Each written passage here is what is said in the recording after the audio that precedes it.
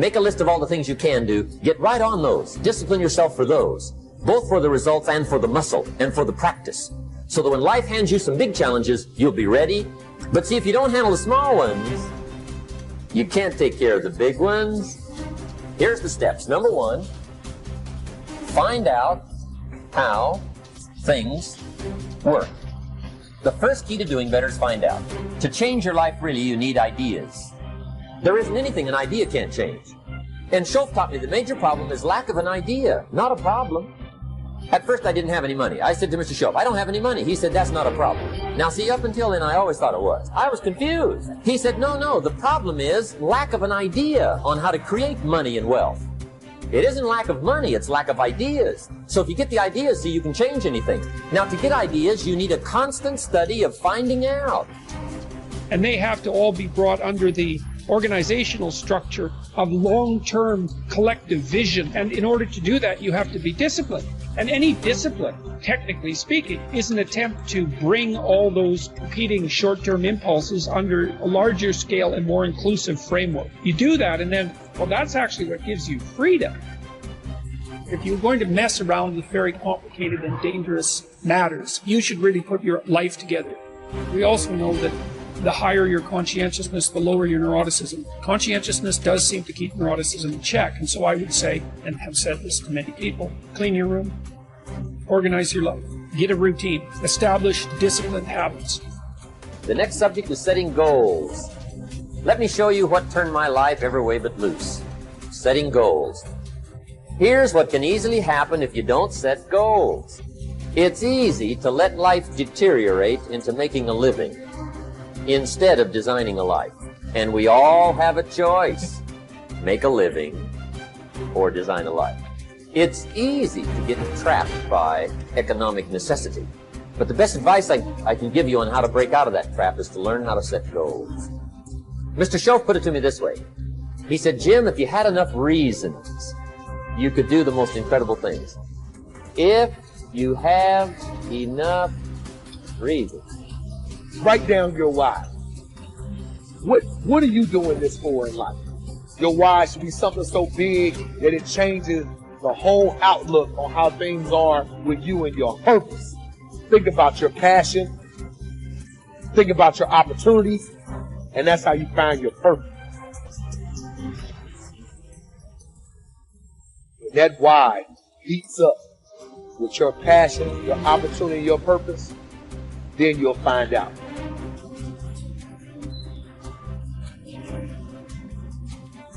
Most of us are standing in a busy street, just letting the opportunities in life pass us by. We're waiting for the perfect situation, the perfect circumstances, the perfect opportunity, the perfect time. There's never going to be a perfect time or the perfect moment. There's never a perfect moment to do something great with your life. Take a look at the clock. That thing ain't stopping for nothing, baby. It's going to keep ticking, keep moving, keep passing you by all the time you're waiting for it to read perfect o'clock. You have to take action now. Whatever that goal is, whatever that dream is that you're holding in your mind, now is the time. Forget all your excuses. Forget all your problems. Not tomorrow, not next week, but right here, right now. Why keep looking around at people that are where you want to be, living the type of life you want to live? Look at that place where they are and say to yourself, now is my time. Now is my moment. Now is your moment. Today is that day. I want you to be terrified of sitting on the sidelines and doing nothing. Waking up in 6 days or 6 weeks or 6 years or 60 years and being no closer to your goal. You've made no progress. That is the nightmare. Do the extra repetition, run the extra mile, go the extra round, make the right choices. Give the full measure. Fight back. Go down swinging. Give every day everything you've got. Embed that long-term goal in your mind. Burn it into your soul. I got here not because I'm the strongest, not because I'm the fastest, not because I'm the best. I never stop fighting. it got harder and it got harder, and it seemed the further I climbed, the harder it got. But I didn't stop. I didn't quit. I just kept fighting and fighting and fighting. Think about it, write about it, talk about it, hang it up on your wall, but most important, do something about it every day. Every day, do something that moves you toward that goal, that keeps that goal alive and in sight and in focus. Do what you say, mean what you say, follow through for something for one time in your life. One time.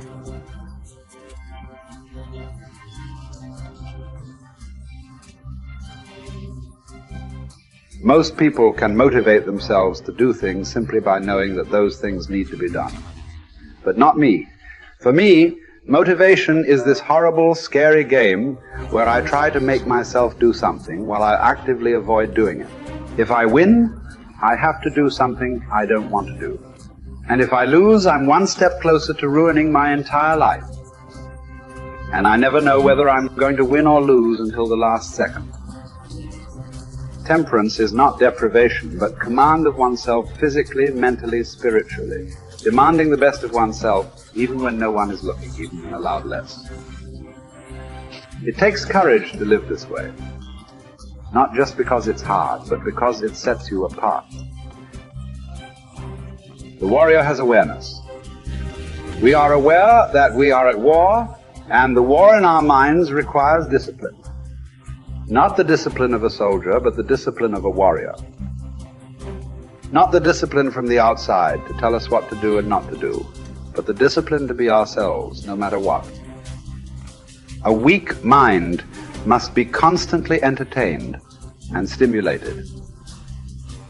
A strong mind can occupy itself and, more important, be still and vigilant in moments that demand. Without the momentum of a stern discipline, motivation is mostly a momentary, flighty emotion. For it works best under the supervision of discipline, but can serve as not only an ally, but also an enemy, because in anything that requires your self-discipline, whether going to church, going to classes, going to workouts, going through trainings, completing jobs, reading books, living well, eating healthily, studying, practicing something, the more times you skip, the more relaxed and motivated you'll become about skipping. And the next thing you know, you've quit your fight altogether. Or, put in short, the more you skip, the more you'll skip until you've quit. Maybe then you'll see that motivation bears its fruits when watered by discipline, but it spoils when not. We don't need accomplishments to feel good or to be good enough. What do we need? The truth. Not much. Some food and water. Work that we can challenge ourselves with. A calm mind in the midst of adversity. Sleep. A solid routine. A cause we are committed to. Something we're getting better at. Everything else is extra. Or worse, as history has shown countless times, the source of our painful downfall. If the first step is just showing up, committing to doing something each day, then the next step is finding something to focus on getting better at each day. And in this, where cumulative improvement meets compounding returns, we can harness one of the most powerful forces on earth. Think about it. Most people don't even show up. Of the people who do, most don't really push themselves. So to show up and be disciplined about daily improvement, you are the rarest of the rare. Life is filled with all sorts of difficulties and challenges. Work will not always go well. But working out is in our control. It is a contained space in which the only potential obstacle is our determination and commitment. Swim. Lift weights. Train in jiu-jitsu. Take long walks. You can choose the means, but the method is a must. You must be active. Get your daily win. Treat the body rigorously, as Seneca tells us, so that it may not be disobedient to the mind. Because as you're building muscle, you're also building willpower. More important, you're building this willpower and strength while most people are not. The body, you must understand, is a metaphor. It's a training ground, a proving ground for the mind and the soul. What are you willing to put up with? What can you do without? What will you put yourself through? What can you produce with it? Only you know what it will look like to train in your art like a samurai, an Olympic athlete, a master in pursuit of excellence. Only you will know what you need to practice from morning until night, what to repeat 10,000 times. It won't be easy, but in that burden is also freedom and confidence. The pleasure of the flow state, the rhythm of second nature, the quiet calmness of knowing that from the practice you'll know exactly what to do when it counts, the pride and the dependability of doing it too.